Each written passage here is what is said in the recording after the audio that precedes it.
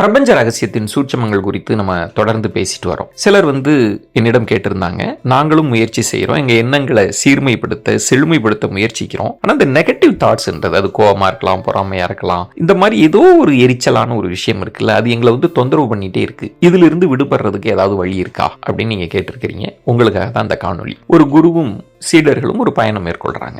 அதுல நடுப்பற ஒரு பாலைவனம் போன்ற ஒரு பகுதியை கடப்பது போன்ற ஒரு சூழல் வந்துடுது. கடுமையான வெயில், குடிக்கிறதுக்கு ஒரு சொட்டு தண்ணி கூட கிடையாது. எல்லாரும் தாகத்தால் வாடுறாங்க. சாப்பிட ஒண்ணுமே கிடைக்கல. பசியால் ரொம்ப கஷ்டப்படுறாங்க. சரி, நிழல்ல ஒதுங்கி கொஞ்சம் ஓய்வெடுக்கலாம்னா ஒதுங்கிறதுக்கு ஒரு மரம் கூட கிடையாது, நிழல் கூட கிடையாது. ரொம்ப சிரமப்பட்டு வருந்தி ஆசிரமத்தை அடையிறாங்க. அன்று இரவு குரு பிரார்த்தனை மேற்கொள்றார். அந்த பிரார்த்தனையில் சொல்றார், இறைவனே, இந்த நாளில் எங்களுக்கு நிறைய விஷயங்கள் கொடுத்தாய், அதுக்காக நன்றி அப்படின்னு இறைவனுக்கு நன்றி சொல்கிறாங்க. சீடனுக்கு ஆச்சரியம்.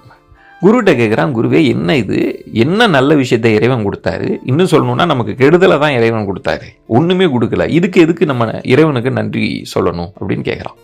அப்போ குரு சிரிச்சுக்கிட்டே சொன்னாராம், அப்படி இல்லை சீடனே, ஏன் எதுவுமே கொடுக்கலன்னு நீ யோசிக்கிற? இன்னைக்கு நல்ல தாகத்தை கொடுத்தார், தண்ணீரோட அருமையை நம்ம புரிஞ்சுக்கிட்டோம், கடுமையான பசியை கொடுத்தார், உணவின் மகத்துவத்தை நம்ம புரிஞ்சுக்கிட்டோம், நிழலின் அருமையை வெயிலின் மூலம் உணர்ந்து கொண்டோம். இதெல்லாம் இறைவன் கொடுத்ததுனால நம்ம கற்றுக்கிட்டது தானே, உணர்ந்து கொண்டது தானே அப்படின்னாராம். சீடன் ஆச்சரியமாக பார்க்குறான். குரு மௌனமாக புன்னகைத்து விட்டு சொன்னாராம், நிறைய விஷயங்கள் நம்மால் மாற்ற முடியாது, ஆனால் நாம் பார்வையை மாற்றிக்கொள்ள முடியும். நம் பார்வையை மாற்றுவதன் மூலம் இந்த வாழ்க்கையை மாற்றிக்கொள்ளலாம் அப்படின்னு அன்றைய போதனையை சொன்னதாக ஒரு கதை இருக்குங்க. நான் இதை தான் உங்களுக்கு சொல்லணும்னு நினைக்கிறேன். நன்றி அறிதல், நன்றி சொல்லுதல். நீங்கள் ஒவ்வொரு நாளும் இரவு படுக்கிறதுக்கு முன்பாக அப்படி கண்களை மூடி இந்த நாளில் நடந்த ஏதாவது ஒரு நல்ல விஷயத்தை உங்கள் மனசுக்குள்ளே ஓட்டுங்க. அதுக்கு நன்றி சொல்லுங்கள். அது ஒரு குழந்தை உங்களை பார்த்து சிரிச்சிருக்கலாம், ஏதாவது ஒரு சின்ன நல்ல விஷயம் நடந்திருக்கலாம், அதுக்காக நன்றி சொல்ல பழகுங்கள்.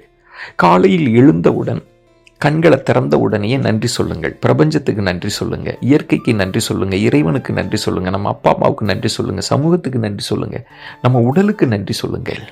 நம்ம உயிரோடு இருக்கோம் இல்லையா, எல்லாவற்றிற்கும் நன்றி சொல்ல பழகுங்கள். நன்றி தாங்க எல்லா நெகட்டிவ் தாட்ஸை அழிக்கக்கூடிய மூல மந்திரம்னா நன்றி சொல்லுதல் தான். இந்த உலகமே நன்றி அறிதலின் மூலம்தான் உய்வாக இருக்கிறது அப்படின்றான் புத்தன். இதை பயிற்சி செஞ்சு பாருங்க. நன்றி சொல்ல பழகுங்கள். எல்லாருக்கும் நன்றி அப்படின்னு. எல்லா கெட்ட விஷயமும் நெகட்டிவ் தாட்ஸும் நம்மை விட்டு அகலும். நல்லதை பேசுவோம், நல்லதே நடக்கும்.